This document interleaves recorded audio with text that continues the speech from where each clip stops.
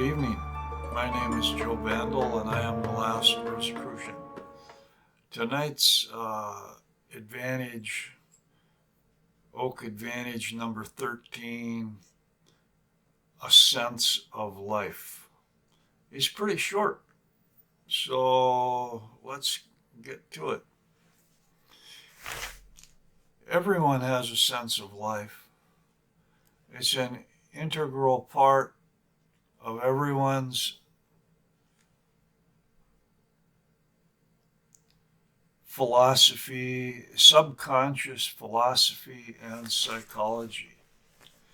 In other words, that part of us that wants to keep us alive, that intelligence that we think of it as the shadow when you think of it in a negative context, but it's not. It's our friend. It's that urge to stay alive, to be healthy, to have the things that we need in life. So a sense of life. Yeah, that just what wants us to keep going. And that compels us to keep going, that compels us to stay alive any way we can. And when you think about it, there's two ways it can go. You can have a sense of life that's positive and loving and creative, or you can have one that you become a predator and you literally live off of other people one way or another. One way you're creatively producing values for yourself and for others, and the other way you're taking them. You're just taking, a taker. And that's the two choices. When a person's sense of life is based upon objective, organic reality and common sense, it creates a solid foundation for us to stand on. Common sense. Do we even have common sense anymore? And even more important, the idea of success. Success is a learned skill. It can be a learned habit. The more times you are successful in what you do, the more you understand what it takes, the easier it is to be successful with your next project.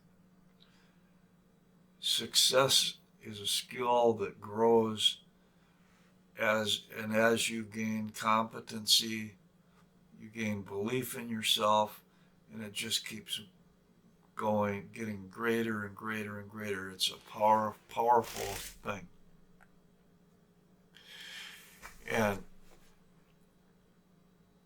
because, again, it's building up powerful self-esteem.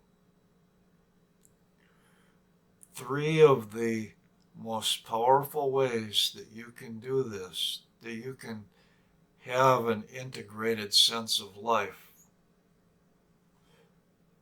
One, basic survival skills, how to cook a meal, how to do the laundry, how to get food, whether it's like getting a job and buying the groceries, or whether it's planting a garden. Just that knowledge of what it takes to live on your own. And not only and once you're able to live on your own, to maybe take care of some other people, like family. That's the first step. The second one is self-defense skills. How to defend yourself and your loved ones. When you feel able to defend yourself, you don't have to put up with any BS. And it changes you. You're not acting out of fear. In our society, in our world today, we need to learn that acting out of fear is not appropriate. Acting out of fear is the consequence of being helpless or feeling helpless. And competent people do not feel helpless. Competent people feel like they can deal with any crisis, with any situation that comes along. Which is why the third one, basic first aid skills, how to take care of yourself if you're injured, or how to take care of somebody else if they're injured. And we're not talking, we're talking, yeah, the things that you can take care of put a Band-Aid on, or deal with a sprain or something like that. Or have the ability to take people to the emergency room if you need to. That's not asking a lot, but people that have those skills, they have a sense of life because they understand. They feel they're not afraid of life. And so they do things, they achieve things. These are the achievers. And just by learning those skills, those are successes. And they have begun the process of learning of success becoming a habit for them. Let's look at the other type of people here. The sense of life of a neo-cheater or ideologue is based upon personal empowerment by destroying or taking the hard-earned values of others instead of creating them on their own.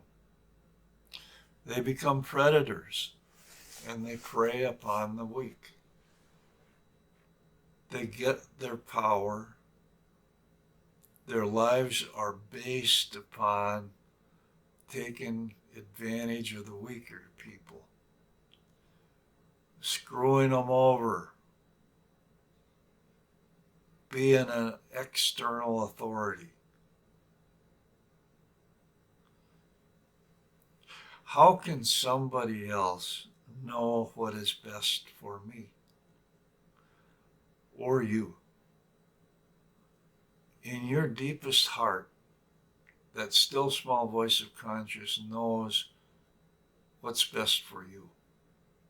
And nobody else has access to that. Only you have access to that.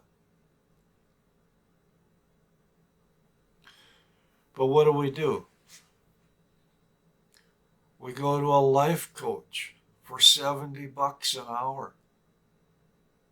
Or we go to somebody else. My wife, bless her heart, she's dead now. She was a psychic and she did psychic readings for people and charged them $75 for a reading. She made more money on psychic readings than I made at the general labor job that I did, working at a local factory.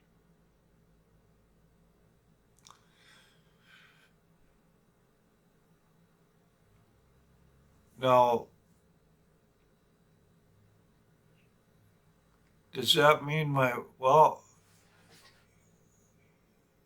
and my wife was good at what she did, but, let's say, I'll even say more. She had, most of her customers were repeat customers. They'd come 2 or 3 times a year to get readings from her and pay that kind of money. I think in my entire life I've only paid they have maybe 2 psychic readings or something like that. And I never really trusted what they had to say because I took it with a grain of salt because I trust I grew up I trusted my own inner wisdom.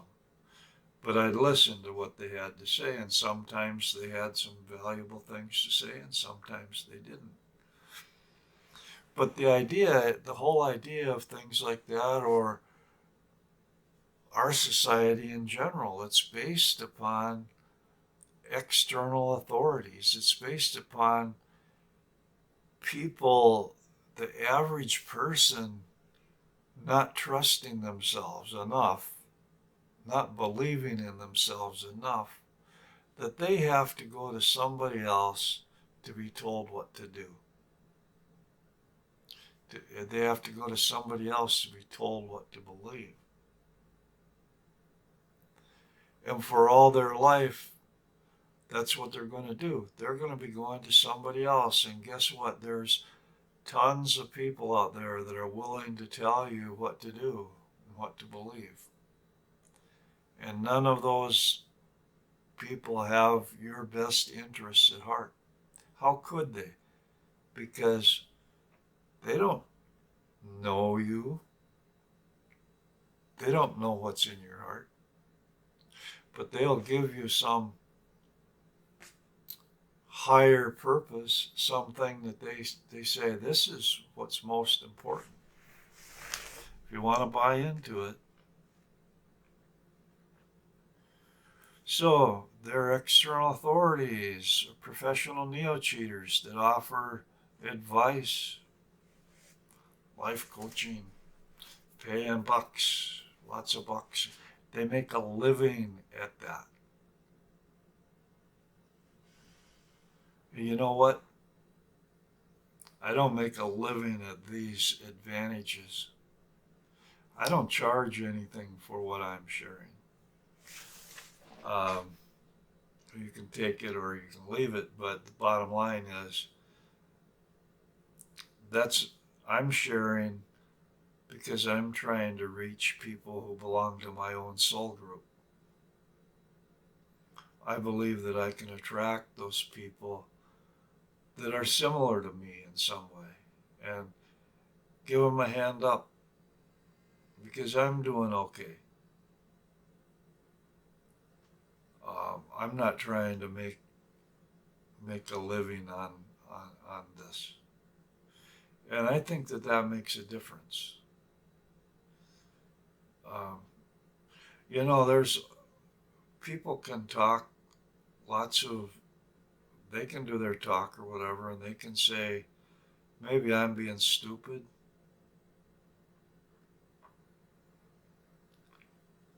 I'll do things on a donation basis.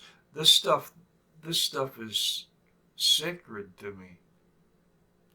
I'll do things on a donation basis, but I'm not going to charge outright for it because I believe that anyone that's open to what I have to share, it's there for them because they're my brothers and my sisters.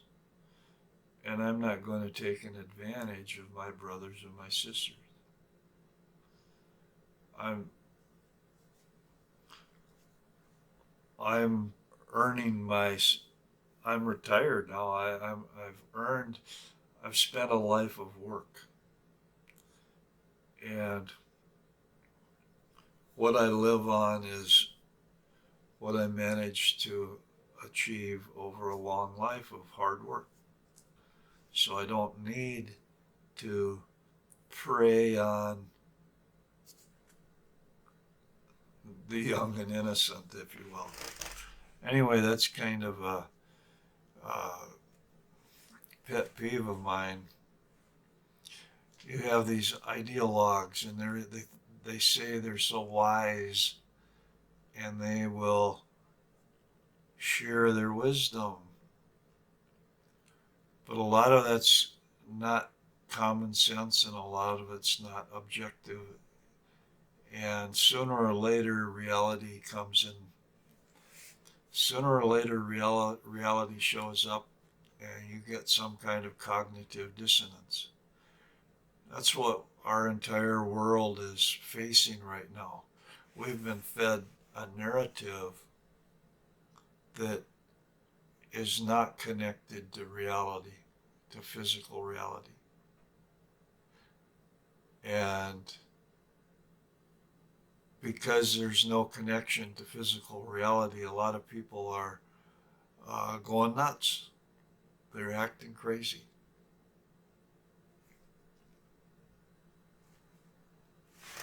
Anyway, as free individuals, we each have the ability and inner wisdom to successfully make our own way through life, to learn from our mistakes, and to learn from our successes. Life is full of both mistakes and successes. Unless we keep listening to external authorities, then we never even try.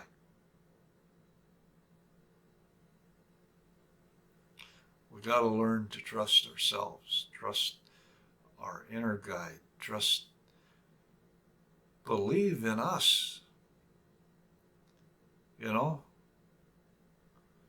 And why do I share these? Why do I share these messages? Because I believe in you. Each one of you could do as well as I have done or better.